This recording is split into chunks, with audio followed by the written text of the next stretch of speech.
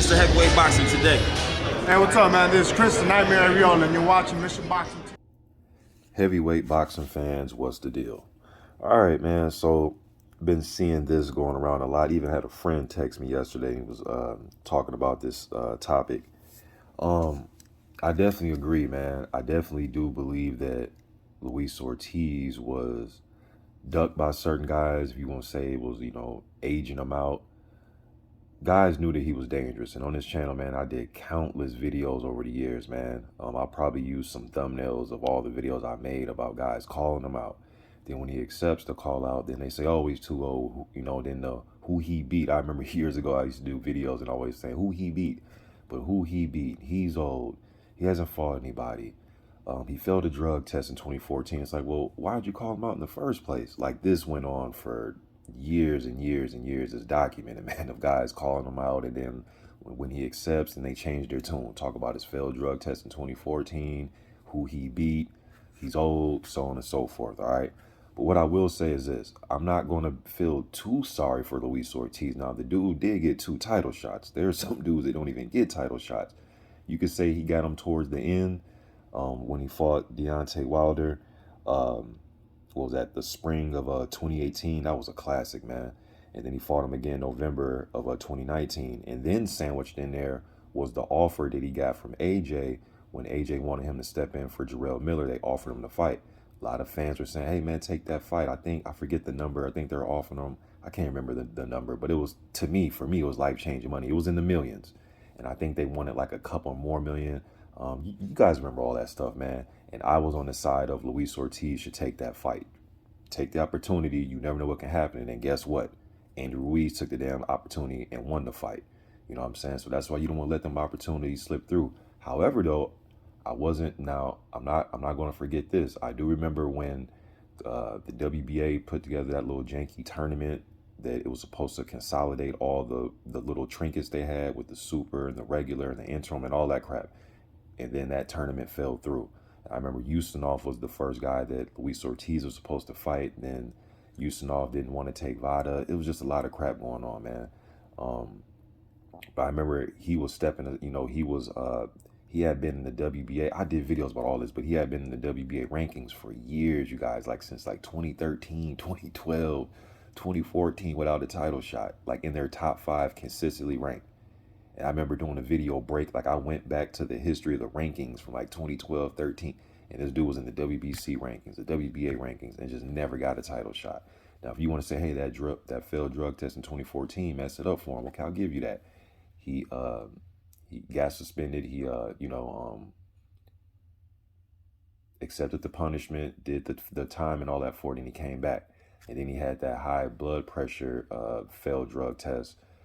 Some people say he was using as the masking agent, allegedly. That's what people were saying going into that first fight. Now, credit to Wilder. He said, all right, man, you felt that? Because I think that was, these dates are slipping me, man. I think that was like, because they fought the first time in March of 2018. I think that was like 2017, September, somewhere around there, when he was getting ready to fight Wilder. Then he had that failed A sample.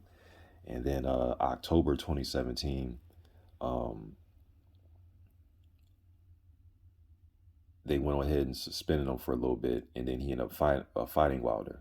You know what I mean? So he did get some title shots, man. So I'm not going to sit here and, cry for the guy. The dude did get some damn title shots, and he had one that he could have took. Now, had he took that AJ one, depending on what happened, he probably wouldn't have got that second one against Wilder.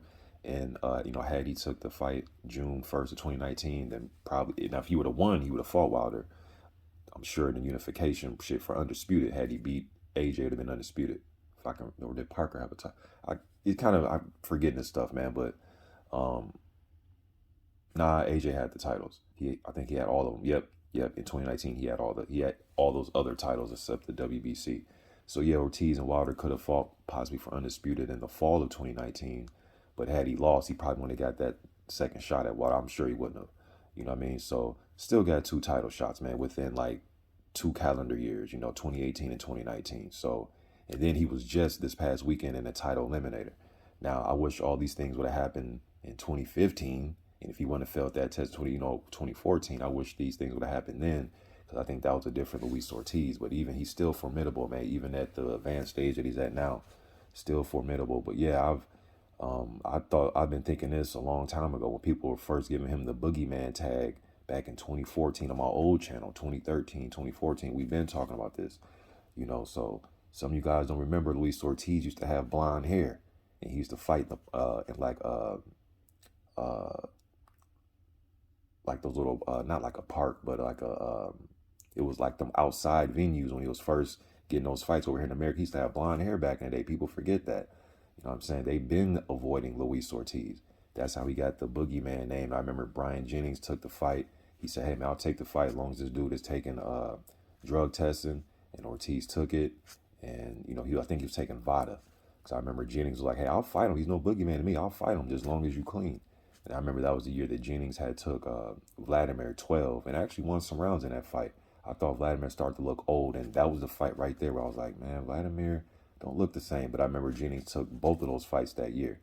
And that was a tough schedule, man, taking on Klitschko and Luis Ortiz at the end of the year for Jennings. But what was that? That was 2015. So, yeah, man, I agree that guys were, I remember, what was that, in 2016 when he fought Tony Thompson. I remember around then, I actually did an interview with Andy Ruiz, and Andy was like, hey, I would have fought him, but they didn't give me enough time to train.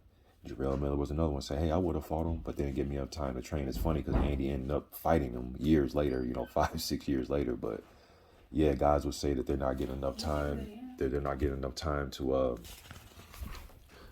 train and things like that. So, but yeah, man, Luis Ortiz, he said he still wants to fight. I don't see him getting no type of immediate title shots. He'll have to work his way back up. He's at the advanced stage now, but we know heavyweights age a little bit different.